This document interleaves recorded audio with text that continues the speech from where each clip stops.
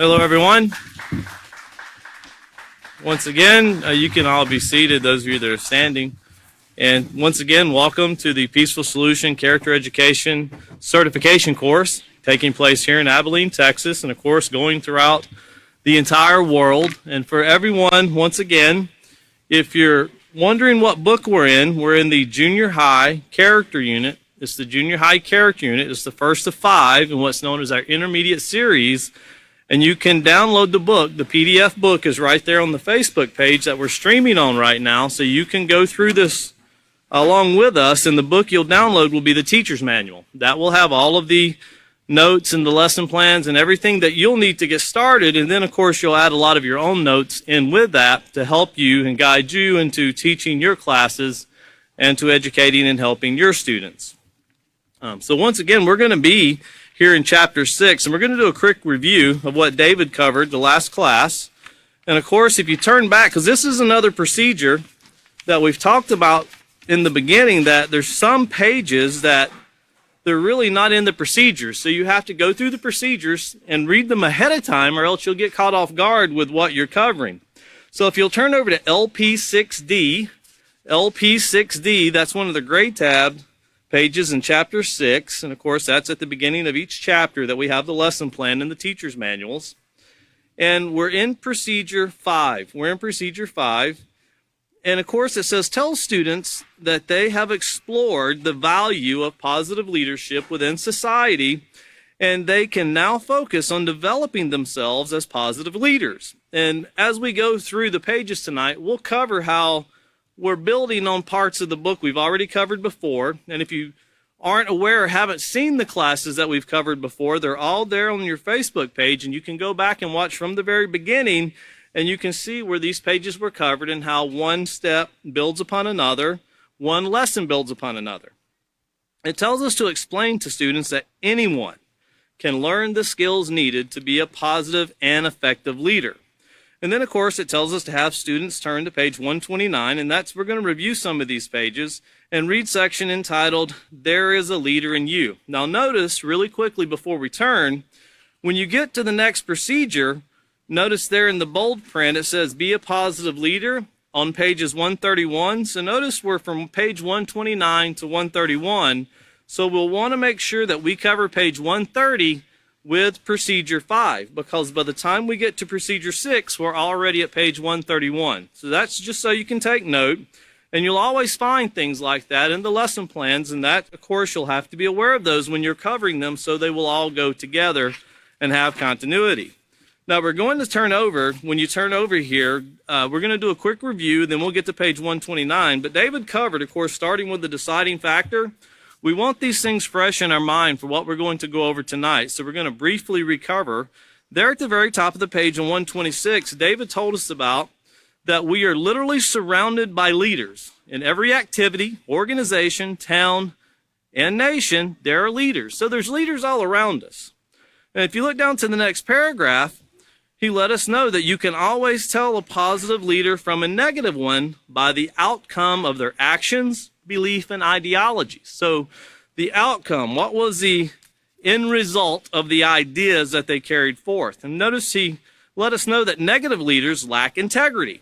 And for your notes, if you don't already have it, of course, he told us to turn over to page 18, and that's where we have the definition of integrity. And it tells us there on page 18 that integrity is the end result of internalizing positive character traits that can be clearly seen in your actions and attitudes, and of course that is called integrity.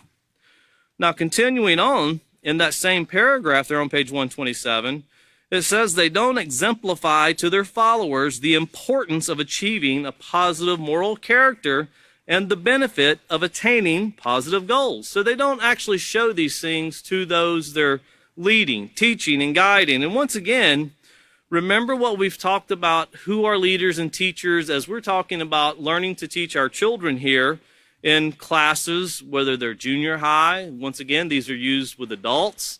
These are used in all situations, these books, and they can be used to a great benefit.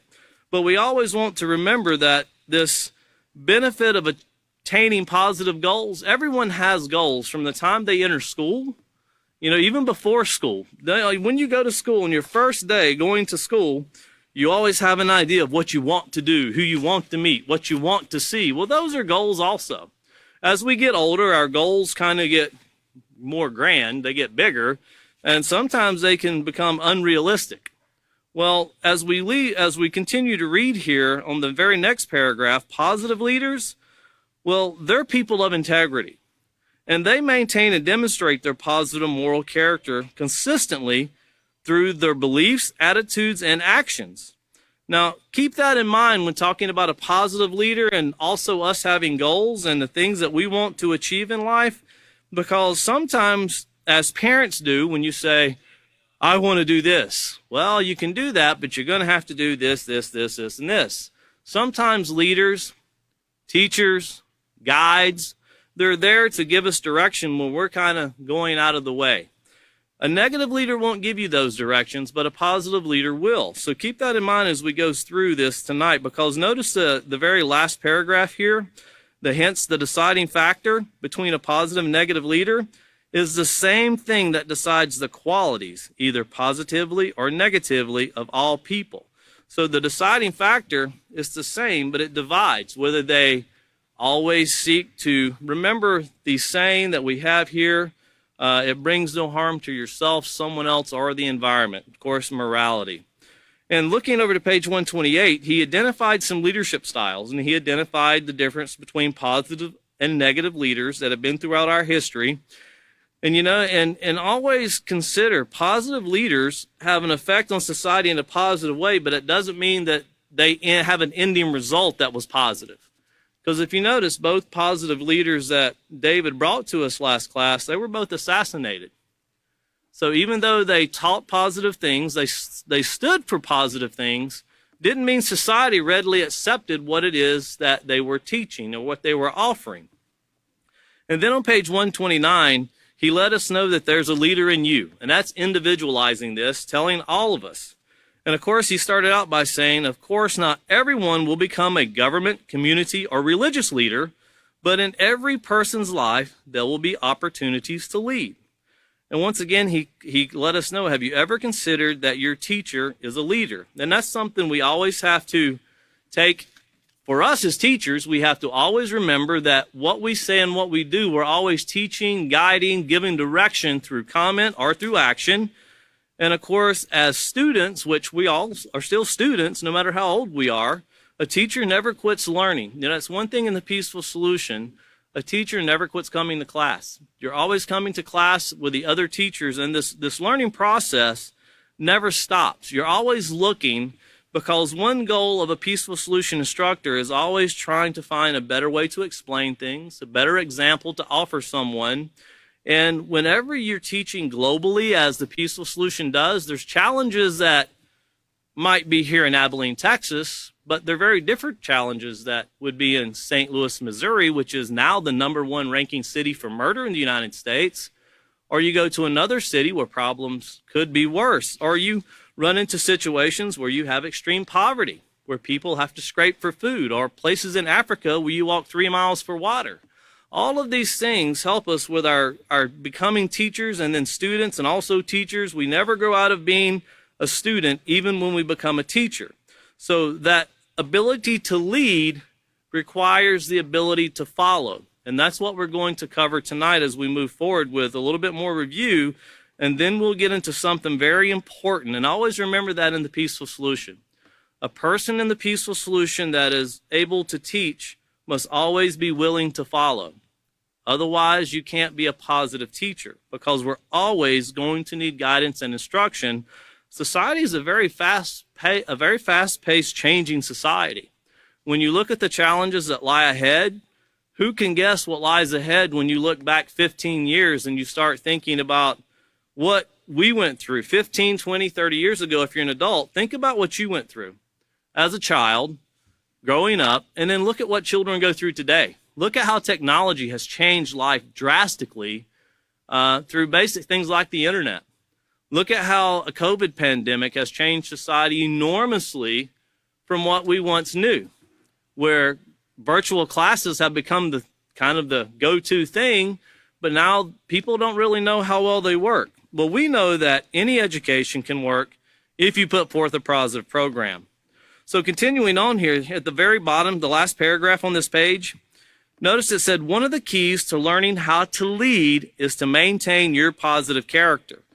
And David talked about how, he had cars that he has mechanics to work on and maintain to keep them running, and how he compared character to being like a car and how you have to keep up with it. If something starts breaking, you got to fix it, or you have basic maintenance that always has to be done. That basic maintenance is education, and always going through and reminding ourselves of these things so that they don't slip from our minds. And of course, comparing that to character and seeing the importance of doing it. It says you might suddenly find yourself in a situation where everyone else is doing the wrong thing. Knowing how to be a positive leader can help you get yourself and others out of a bad situation. Sometimes making a difference means taking the initiative and having the courage to stand up for what is right. You never know when, through your positive leadership, you might encourage someone else to make a right choice. And that's where we're going to be tonight, with all of those things in mind, is this making a right choice. And of course, being here on page 130, we're going to start the section entitled, A Potential Leader Won't Mind Being Trained. So a potential leader won't mind being trained. And that's one thing that we always have to keep in mind. If we ever get to the point where we think we know everything, that's when we've kind of quit doing our part to benefit society, because there's so much to learn through everyday situations. If we knew everything, we would have a perfect world. We wouldn't have negative things in society. If we knew everything, we would have perfect lives, perfect families. Nothing would be wrong. So obviously, we all still have a lot to learn, and a positive leader will always be willing to take on that challenge. So starting off here, it says, not a born leader? Well, join the crowd. Most people aren't either. But don't let that discourage you from learning how to lead. There are many things that we are born not knowing how to do, such as reading, writing, or even riding a bike. Learning these skills might have been difficult at first, but you not only learn how to do them, you learn how to do them well. And that's something we'll get into. If you remember, certain sections we covered with becoming a VIP and what exactly a skill is and why we're even going through this book to begin with. Looking down here to the next paragraph, notice it says, leading others requires character, personality, and skills. So all three things are required to be a leader. But to be the very best, you must develop a positive character and a harmless, helpful personality. Now, if you turn back over all the way back to the very beginning in lesson plan 1A, very beginning, this is where we started, here in 1A.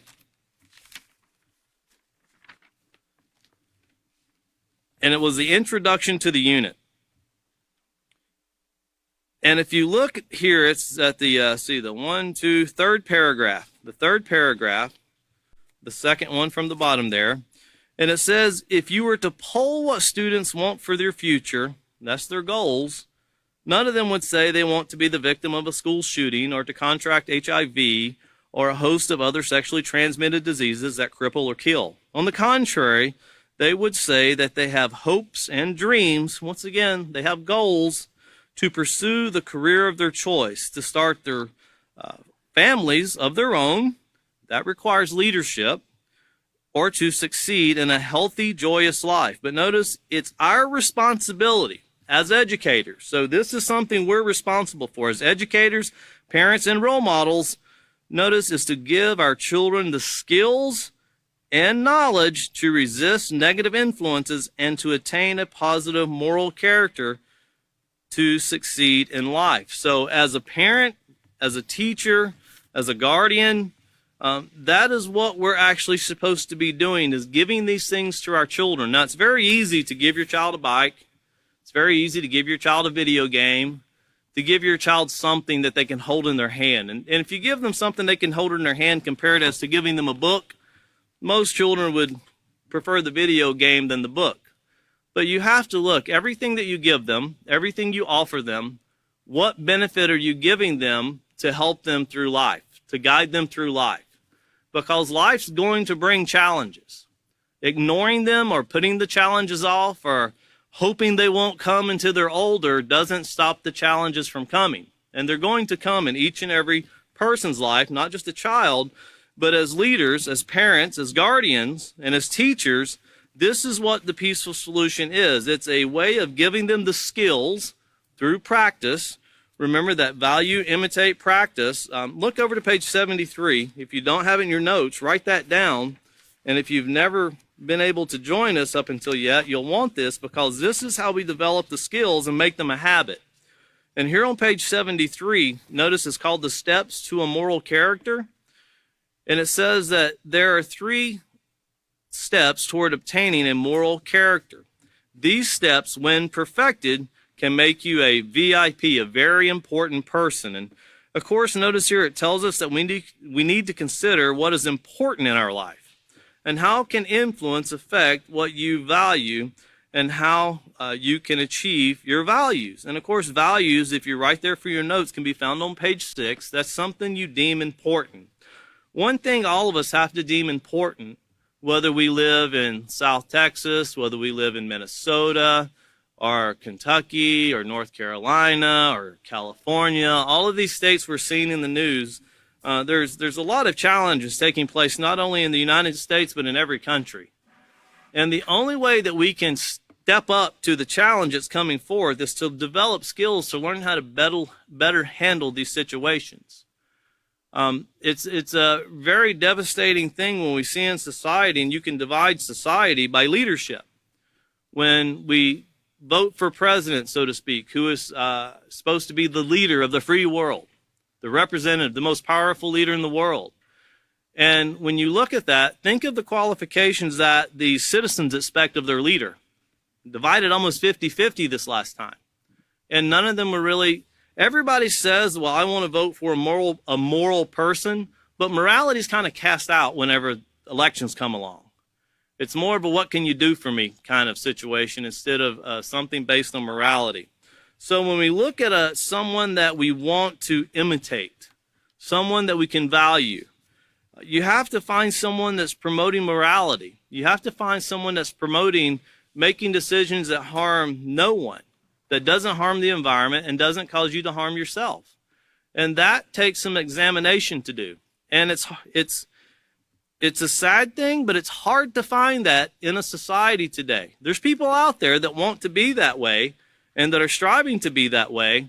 And that's why the peaceful solution has been created to help us to take on this character of valuing first, valuing what is important in this positive influence in affecting other people. And then, of course, is to imitate, to take or to follow, to be a model, to be a role model. And notice it says here on page 73, to be aware of what and who you imitate. Imitating negative behaviors and negative people who act immorally mean that you are adopting negative character traits. For example, the main character in a popular movie always gets even when someone wrongs him. Remember, 2 wrongs don't make a right. Now, if you watch television, when you see something that's tragic occur, where someone dies, and we're not here to blame whether it be law enforcement or people conducting themselves in an inappropriate manner. Obviously, we all need some training, and I think everybody agrees with that. We all need better training on how to make better decisions. But when someone dies of a devastating death, burning the city down is not an answer. Destroying the city is not an answer. That's not taking the role of a positive leader, because you notice everybody comes out to lead when these riots come forth. There's always someone that wants to lead. And there's some people that, of course, want to lead to try to find a better solution. Well, when we imitate these certain character traits, if we go out and we riot and we burn the city down, sometimes you'll learn from the peaceful solution through the prison program. Because the people that you're following there, whenever the police come, people turn on people very quickly. These leaders that you wanted to follow very quickly want to give you all the credit for everything that took place. And they won't know credit whatsoever. But you also have to remember this imitating behavior as we've seen in the news here recently, caused a 7-year-old little girl who was sitting in a car with her father to be shot 4 times as she just sat in the car with her father, but the car was caught in a drive-by shooting. Now think about, where did that mentality come from, and who are they imitating? What caused that thought to come into their mind and let that action take place to where a 7-year-old little girl lost her life due to these things? So once again, we have to be careful what we imitate. But now once we find something that's important and we know it doesn't bring harm, we value that, that's what we want to imitate. And once we have that down, we have to practice, practice, practice. As it says here, for P equals practice, make moral choices and practice beneficial behavior. Notice that will build your character. Once again, it's building, it's developing. Consistently practicing a right behavior makes it a habit, and it becomes a part of your character.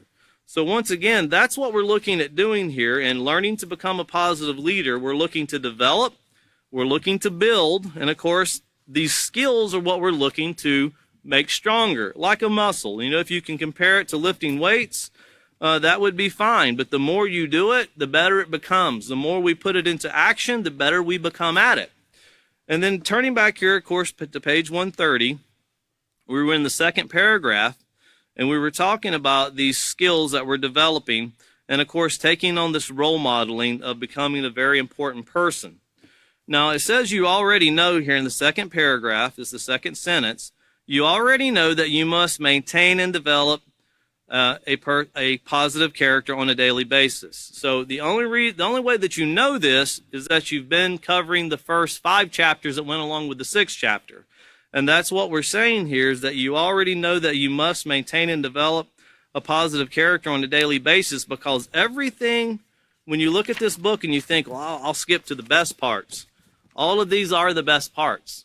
And all of these right here are really needed to understand what we're saying in this one sentence, because it explained, if you go back through the classes, you'll see the teachers give examples of things that are taking place presently in society, and they explain the words that are used and give different scenarios that take place and how these things can affect. You'll hear personal testimony to how they made changes. So those are the things that we're saying are very important. And as teachers, we always kind of see the problem, and we want to turn to our children and say, right here, a potential leader won't mind being trained. Well, they have to have that foundation, other than looking at them and saying a potential leader will listen to what I say. We need all of the things that come before that to give them an idea about what we're honing those skills for. So once again, it says, as for skills, well, you can learn the skills relevant to leadership in the same way you learn all of your other skills. Once again, it's practice, practice, practice. And that comes from page 73 of the Value, Imitate, Practice. Now, continuing on here, it says, here are a few simple steps to keep in mind. 1, set your mind in advance that you can be a positive leader. And if you don't have the note there, write down page 80, because page 80 is where we learned to set our mind in advance. And if you turn over there very quickly, just so we can keep these things together, so you want to write page 80 there beside the first step that it gives us. And going back to page 80, it of course starts out by saying here on page 80, have you ever heard the saying, it's all in your head? Most people say it sarcastically, but there's some truth to it. Whether you're aware of it or not, every action begins with a thought. And that's the part that gets us prepared. That's how we set our mind in advance, by realizing everything we do starts with a thought. Setting your mind in advance to maintain your positive character traits begins by first considering just how important it is to have a moral character, to be trusted, admired, respected, and known as an honest, reliable, compassionate person is something you should want. But once again, we're putting in our minds, we're making ourselves aware of the things that we say, the things that we do, this thought process. If we can start processing the outcomes of what we're going to do before we do them, we can actually become a better leader. A leader has to consider what they're saying before they say it. They have to consider the effects it's going to have on someone before the words leave their mouth. It's very hard. And we've all done it to say things that we would love to be able to take back a couple minutes, delete that section out of life, and start over again, because now we see the outcome of what we've done, and we want to go back and take that away. You know, we gave an example of how we go into schools and we'll do the aluminum foil or the notebook paper. And I'm telling you, I've never seen students work so hard to try to get those wrinkles out. But life is more valuable than a piece of notebook paper, but it sure gets the point across that it's really hard to get that done. And then, of course, there on page 80, if you write down page 90, that's where we talked about reputation. We're not going to go there tonight, but you can write that down so when you're teaching, you can just flip back and forth until you familiarize yourself with the book enough, and then you'll realize how all of these pieces of the puzzle, they all fit together. And if we skip one piece that's in the center, you can't get the puzzle together. It's very much needed. You'll notice I got a big hole here in my puzzle and something doesn't look right. So once again, all of these things going together. Going back to page 130, we talked about setting our mind in advance, and that's knowing that every action begins with a thought. Every action begins with a thought, and we're going to consider the outcome of what we're doing, what we're saying, how we're conducting ourselves. Now, here with the second step, it says we need to value how learning to lead can help you maintain a positive character. So value how learning to lead. Well, why would valuing learning to lead, why would you deem that to be important? Well, you have to consider that the person we're talking to here has went through everything in the book thus far, and they have their mindset that they don't want to cause harm to someone else, themselves, or the environment. They don't want to do things that tear people down or demoralize people. They want to do things that lift people up. As a leader, you have to give people the confidence they don't have. You have to give people the belief in themselves. As remember the hope page 117 that we covered, we have to give them hope, because that's what the Peaceful Solution does. And that is our goals when we go into schools, when we go into classrooms, when we go into auditoriums. Our goal is that we want to give every student hope that they can make a better life for themselves and everyone that's around them. No matter what situation they're in, no matter what their family life might be, they can make a difference. They can change the outcomes of what life brings them. We never have to be satisfied with negative things. If we have negative things going on in our lives, in fact, we'll cover that shortly about never giving up and quitting, because when you're satisfied with the negative, that's when you kind of just give up. That's when you don't see the value in your own life. That's when you don't consider your actions or the actions that you affect other people with. And that's what we see here in the next step is don't quit trying. Don't quit trying. Look over to page 85, because page 85 does a great job of letting us know about the curveballs and the pitfalls that we're all going to experience these in life. And we're all going to have to meet up to the challenges. You know, leaders go through many, many challenges. And the one leader that I would give an example to is the author of The Peaceful Solution. When you look at the challenges, and if you are familiar with the challenges that he went through in putting this book together, and all of the books, a whole curricula, you know, from elementary, pre-K to elementary, all the way up through junior high and to high school, and then parenting and the workplace manuals. There was a lot of challenges because not everybody wants to come out and say the right thing. It doesn't pay much money to do the right thing. In fact, character education, the rewards you get from character education is society becomes better. That's the rewards that comes from character education. It's not measured in monetary, even though it can be accomplished. Destruction and theft and all of those things can be rid of. Well, it's a very challenging thing, and it can be easy to give up. But, of course, as he pushed forth, and a whole team that he established has pushed forth with getting these books to every nation in the world. And some of the nations are difficult to get into. Getting things sent out today is a challenge. Getting classes across the world has become easier due to technology, as we have people watching all around the world right now.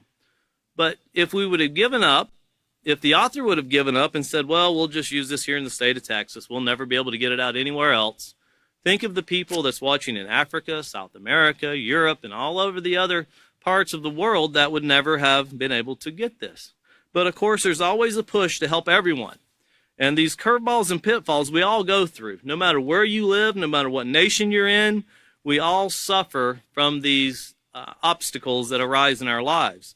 And here at the very top of the page, it says, curveballs and pitfalls are unexpected situations that can test your resolve to maintain a positive character. They come up when you least expect them and catch you off guard. Suddenly you can find yourself in the middle of a bad scene, unprepared to deal with a situation that could lead you to making a bad choice that you will later regret. Now, I want to give you an example of a bad choice that I was kind of explained when I was in another country just a few months ago. And it was a person that was a police officer, and they're no longer a police officer in this country they're in.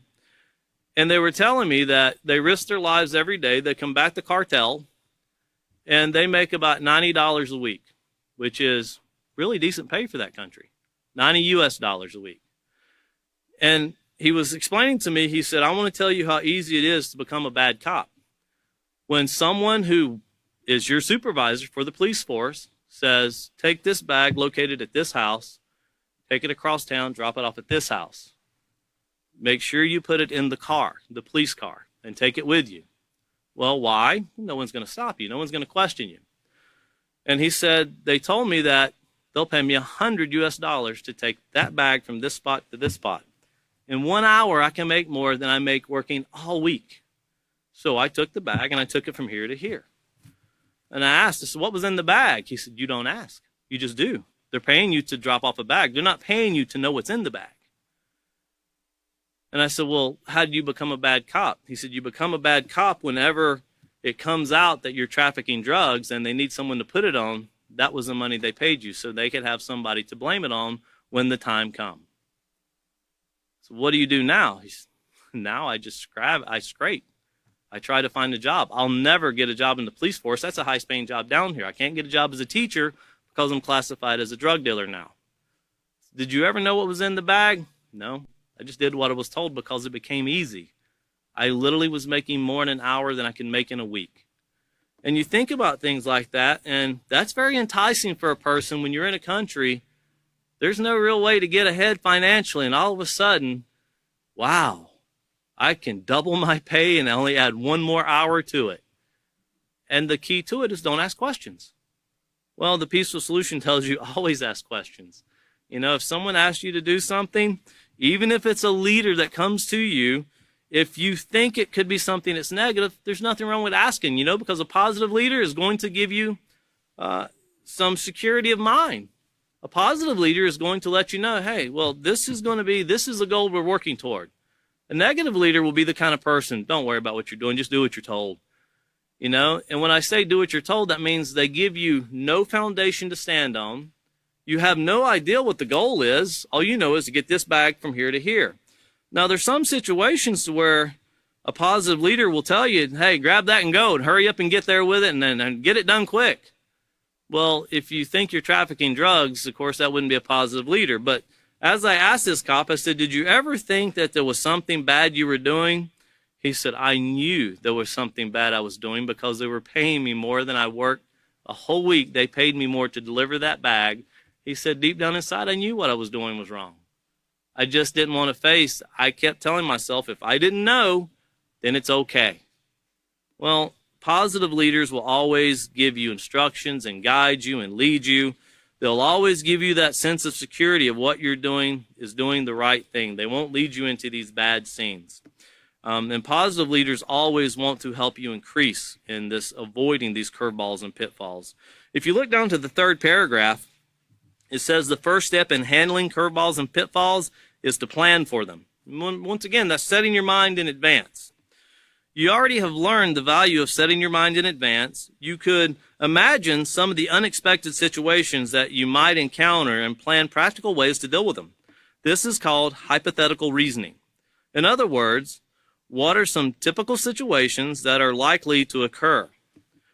What could you say or do that will help you to maintain your positive character? And notice the goal is always maintaining this positive character.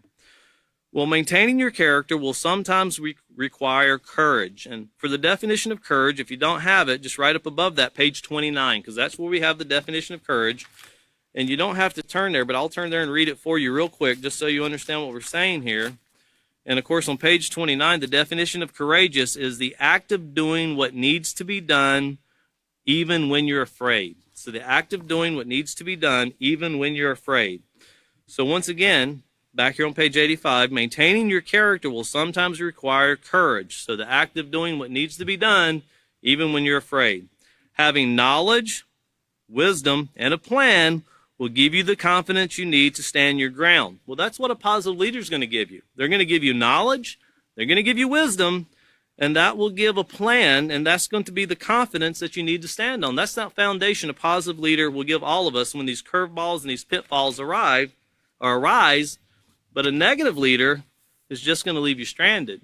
They don't offer you any substance to base yourself on when you're making these decisions. And that's one thing we always have to look to, because the peaceful solution is really firm, I guess I could say, strongly established, and always helping people make the right choices, and also realizing that us ourselves as teachers need this guidance also. We need it. I need it. You need it. We all need it. And with everyone working together, that's when we actually become a better team, because we're helping each other to eliminate all of the negative things that we encompass in our lives. So back here to page 130, after we set our minds, don't quit trying. And write down page 117 also, and read the whole page when you have time to do that, because once again, that's the hope chapter. If you ever lose hope, life kind of becomes very dull and unrewarding. We always have to have hope. So here on page 30, once again, it says, if you have ever experienced being in a leadership position, for instance, being the class leader or club president, then you are well aware of how much responsibility it takes to be a leader. And one thing you can write down beside this, one of the responsibilities to be a leader is to be educated, to be guided, to be trained. When you think about being trained, you can use the word taught, guided, instructed, and the last but not least, the dirtiest of all words, right? Corrected. A leader won't mind being corrected, because, as a leader, you have to be a student, right? That's what we said earlier. We have to be students to be leaders. And if we're a leader, that means we're a student. That means we have teachers. And our teachers are there to help guide us and correct us. And when we, of course, look out at our students and think about this role of leadership as we go through school, and then, teachers go to college, and then they go to college to become teachers. So now they're in that leadership position. There was no magical pixie dust that was dumped on them on the way that sent them back into school. It said, "Poof, now you're a leader." And we've seen and experienced where teachers have said, especially down in Laredo, Texas, there was one during a ceremony we had down there, a award ceremony, where she made the comment she had been through 4 years of college, and they never, through her 4 years, the Peaceful Solution offered her more on how to deal with students from an emotional standpoint and to give encouragement than 4 years of college ever offered. They kind of give her tips on how to teach someone to read, how to teach someone to do this, or specifically what she went to college for, that topic. But they didn't give her these very foundational parts, which, if we can't get someone's mindset on positive character, everything else comes to nothing. Everything else truly comes to nothing if a person's not going to embrace life with the desire to be a positive person. So continuing on, it says, remember, there are both positive and negative leaders. And David gave us some examples of those that we can see throughout history, but we can see them in our life right now, every day. And you can look in society, and I challenge you to do this. Look in society and look at what society calls a positive and negative leader. If you live in certain countries, like if you live in the United States, when you look at Russia and China right now, I'm hearing they're negative leaders. But if you're in China, you're hearing that the United States has negative leaders. If you're in the United States, Iran has negative leaders. If you're in Iran, the United States has negative leaders. So everybody's looking at this from a standpoint of we're not really in unity with what we're defining as a positive and negative leader. Well, you can first start by, what are we doing to build society or to tear it down? And the peaceful solution has always stood the ground, and we'll get to the sections where, huge events take place where leaders are supposed to rise to the occasion. September the 11th, I think everyone can remember President Bush standing there on 9/11 with a firefighter wrapped around his arm, and he gave a speech about how the people that knocked these buildings will soon hear from all of us soon, that knocked these buildings down would soon hear from all of us soon. And he was considered a great leader for that speech he gave. And I'm sure he had great intentions. But 21 years later, think about how much difference have we made, and are we less scared of having a terrorist attack now than what we were before? Because now when you watch the news, whether it be you can be a CNN person, a Fox News person, an MSNBC person, you can be all of these all of these flavors of news that they have out there, and you're hearing some pretty devastating things that they're talking about in society that's much worse than knocking 2 buildings down. And these are leaders that are really kind of butting heads. Well, if we want to make a difference, the question becomes first, do you really think we can make a difference? Do you think you can make a difference? Well, we have to try. We have to try. If we don't try, then the answer is no. We gave up. And the third thing we read there was don't quit. If we don't give up, how can we make a difference? Well, the author of The Peaceful Solution, let's read this next sentence, and the next 2 sentences, and we'll see what the author has shown us through his endurance. It says, what category does your leadership style fall into, positive or negative? Well, notice here, do you motivate others to apply their positive character traits to achieve their goals? Consider the author of The Peaceful Solution. When he first started writing The Peaceful Solution and put together a team that helped put these pieces of the puzzle together, he didn't have to do that. And the people that joined in with him didn't have to do that. And back then, it was a very small group that came together to put these things into what we see today. Now, that work that was many years ago has spread to every country in the United States. And now it's being translated into many different languages throughout the world, many different countries in the world. The United States is only one. But many countries throughout the world, and now it's going into different languages. And when you think about the desire that people have, once they hear it, they want it. And we've been to different countries. We've traveled to many different countries, and we've never had anyone say, nah, we don't want that. We've had people beg us to stay. We've had people want us to set up schools in their countries.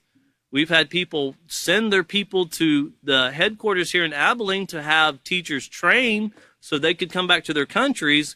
But no one's ever said, nah, that's not for me. No one. And we're talking about this transcends all religions when you bring up religious leaders. This transcends all choices of political party.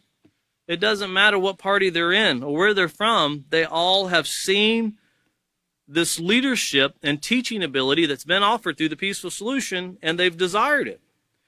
Now, notice also the next thing. Do you treat those who look to you for guidance with respect and compassion? And that's one thing the Peaceful Solution offers to the whole world. Respect. It teaches to have care, consideration, and concern, which is respect through all people, through all life. And then, of course, having compassion. Let's turn over to page, I think it's on page 29 also. It's right there with courageous, compassionate. Yeah, on page 29, you can write for your notes. The definition of respect is on page 14, and the definition for compassion or compassionate is on page 29. And compassionate, it says to care about the needs of others, to care about the needs of others.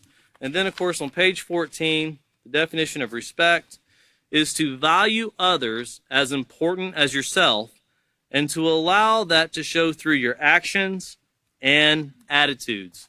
So it's showing that you have true compassion. And I tell you, when you look out in society, there's things you see that can break your heart. That it can really bother you.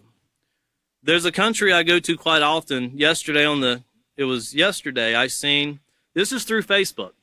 And of course the police, I have one of the police Facebook pages there for that city.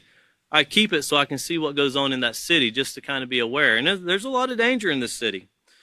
And they had these two little boys that were selling apples on the street corner. This city is very poor, extremely poor. And they're selling apples.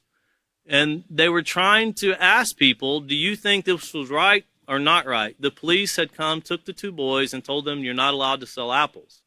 Now, the reasoning were, one, you don't have masks, and two, you're just handing these out to people, and you're dealing with people without masks, and you could spread COVID everywhere.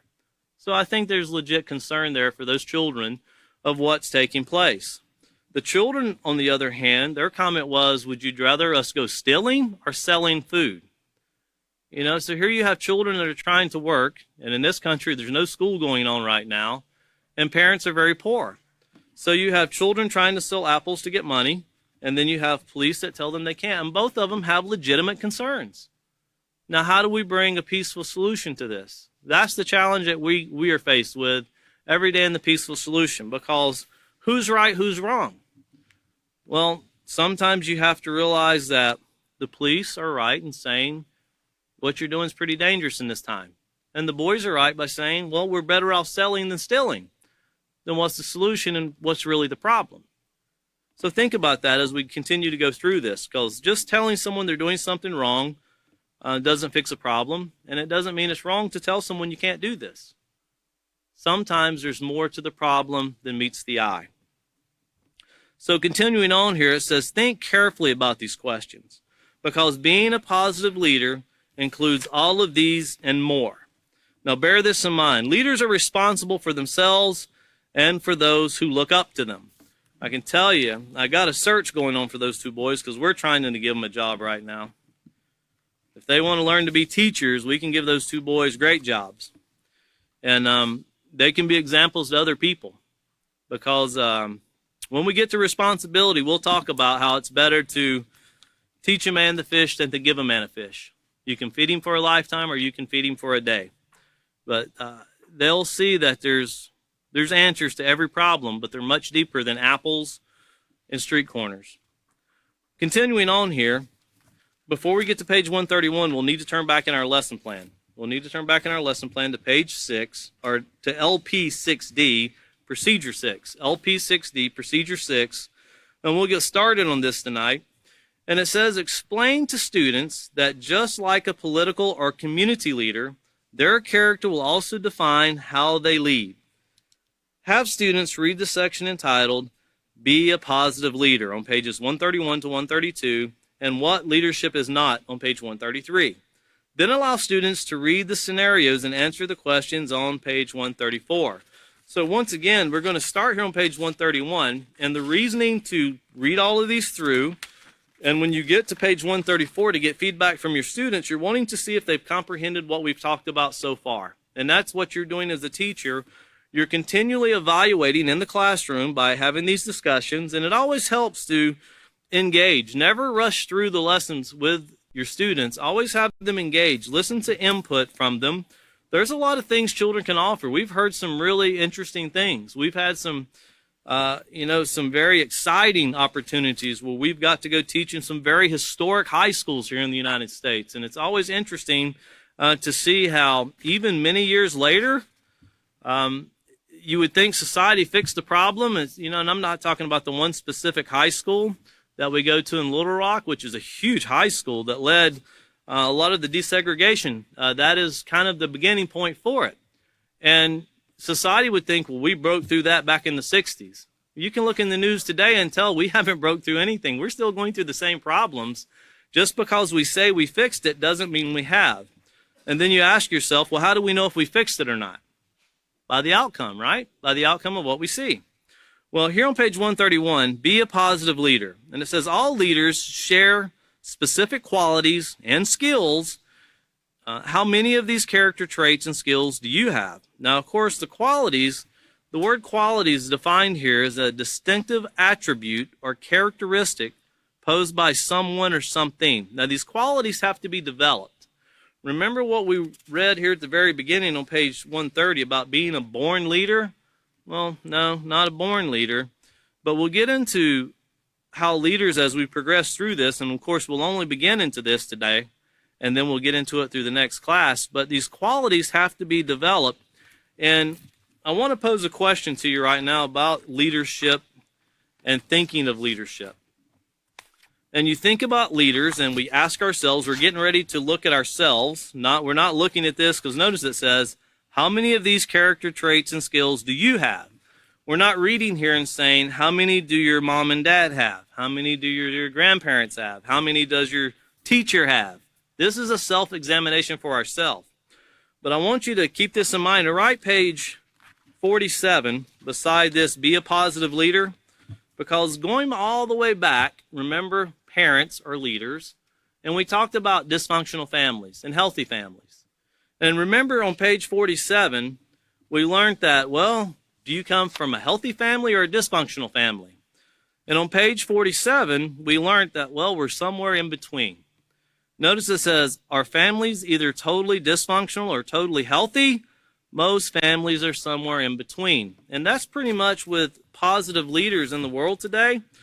We see a lot of people making a lot of positive choices and leading people in positive things, but still we're working to develop to get that last part out of negativity that we all have. And we all have to examine ourselves and realize we all have negativity in us. And working towards getting that to become better, of course, just like families, if we find negative things that take place in our families, we work to make them better. We don't want to hurt those that are closest to us, but then we shouldn't want to hurt those who we've never seen. You know, as we talked about, when you look at the obituary where the people are listed in the newspaper or now on the internet, they only mean something to you, the names, if you know the person. And then sometimes we're kind of shocked. Oh, I didn't know they died. But all the names that we don't recognize, they don't really mean that much to us. Well, the peaceful solution is telling us that everyone we see, everyone we encounter should mean the same as the ones that we love the most that live in our own house. The person that's on the other side of the world we've never met should mean that much to us. Their lives should be just as important as the person that's sitting across from us that we can't imagine living our life without. Everybody should be that important. And we should work hard to bring that together. And that's what we're talking about with building these positive leadership skills. And that's what the author is truly putting forth in having care and concern for everyone. And here for the first specific trait we're looking at, it says positive leaders lead by example. And look what it says here. That's right. First, you must walk the walk and talk the talk before you tell someone else what to do. So that means we have to be educated. That means we have to value, imitate, and practice what it is we're doing. And we also have to become a role model. So if you have here, over for the side, put pages 73, and we've read that earlier, so we're not going to go back and read that again. That's the value, imitate, practice. But also write down page 71. Page 71 was entitled Mirror, Mirror, and it tells us how to become a positive role model.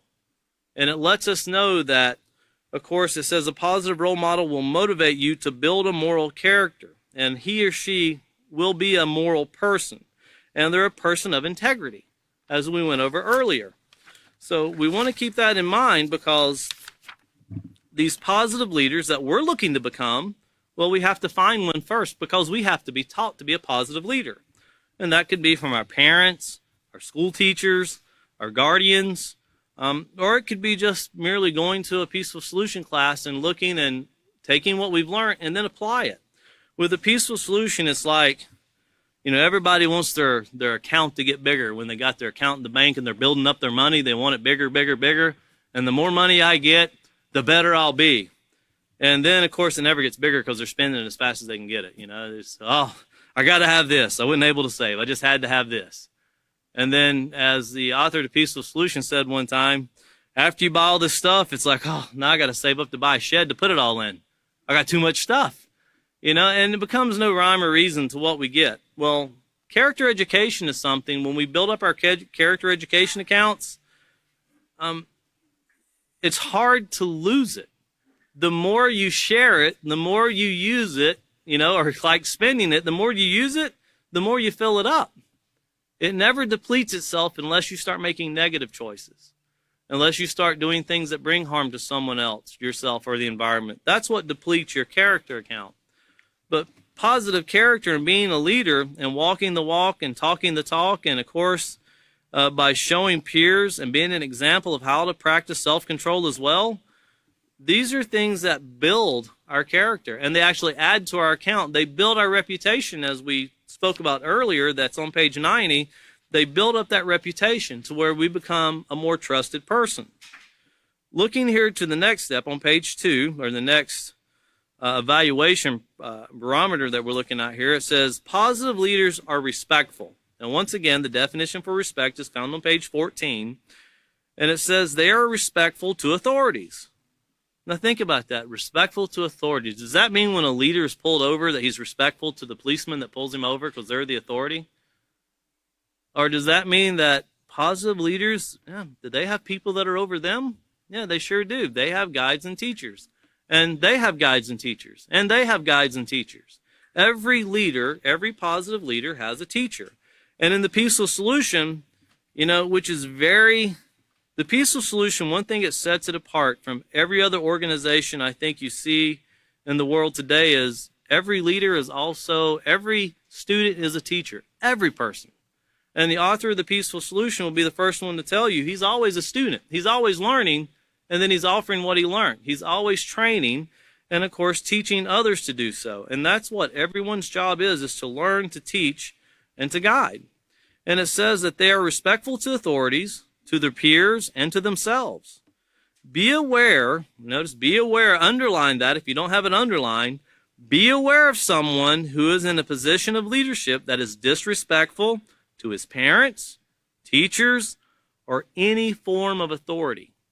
And that can come in a very disruptive way, of someone intentionally telling you, hey, let's go do this. That's a leader. You see all the time where church leaders arrested, community leaders arrested. We see right now where senators and congressmen are being examined for doing some very explicit things with girls under the age of 18. All of these things are always in the news. Now, if it's in the news, it has to be true, right? If you read it on the internet, it has to be true. It wouldn't be on the internet if it wasn't. Well, how do you know whether it's true or not?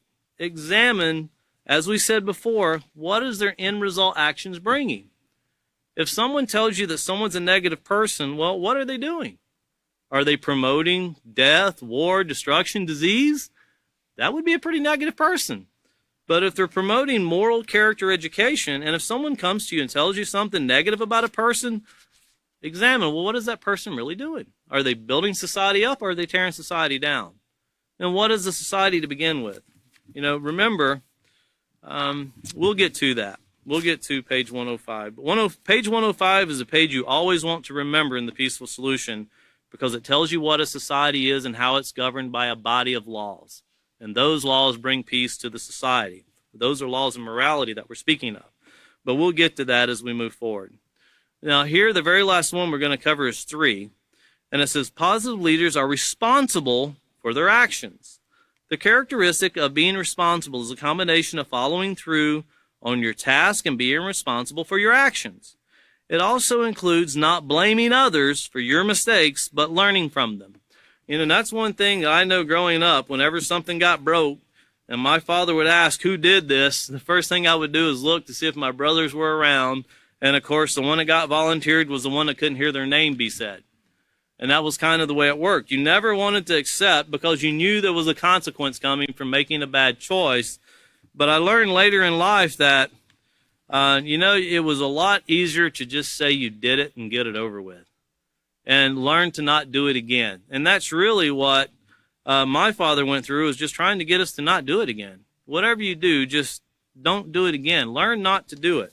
But here for responsibility, make sure you write down above it, page 17. Page 17, that way you can quickly turn back to where you can find the definition or the whole example of being responsible. That's what we have here in the peaceful solution. And on page 17 it says being responsible means to be accountable and answerable for your actions. You will be known as a reliable person when you do this. Also write down beside that pages 88 and 125. Pages 88 and 125, because these are our building points that we're building off of that we've covered so far in the unit. And page 88 is, of course, entitled Room to Grow. And that tells us how, being responsible and going through everyday decisions and these setting our mind in advance to try to overcome the obstacles, well, that's being a responsible person. A responsible person sets their mind in advance. And then, of course, page 125, in closing, on page 125, and we're speaking of being responsible and having this reliability and reputation. On page 125, of course, we started off this chapter here in the second paragraph by saying, whose responsibility, once again, let's go up to the let's look at the first paragraph and we'll get to that and then we'll close. It says, have you ever considered what the world would be like when you become an adult? Will technology have advanced so much that cars would fly and vacations could be taken on another planet? Will the effects of violence and crime ripple outward, causing fear, hate, and mistrust? Or the value of having a moral character stop the fighting wars? Will our society be better or worse? Whose responsibility is it to ensure a safe world for you to grow up in? So ask yourself that question. Whose responsibility is it to ensure that the world becomes a safer place? It's our responsibility. Each and every person is bound to that responsibility. If you're part of society, you're bound to help. You're kind of challenged with this, but you're upheld to that. It's a responsibility. It's an action we have to take. Either we help make it better or we're going to make it worse. So once again, in closing, the next class will be on 5/9. That's just in 4 days, and it'll be at 5:30. And we'll pick up from this section right here on the fourth step moving forward. So once again, thank you for joining us, and we look forward to seeing you again.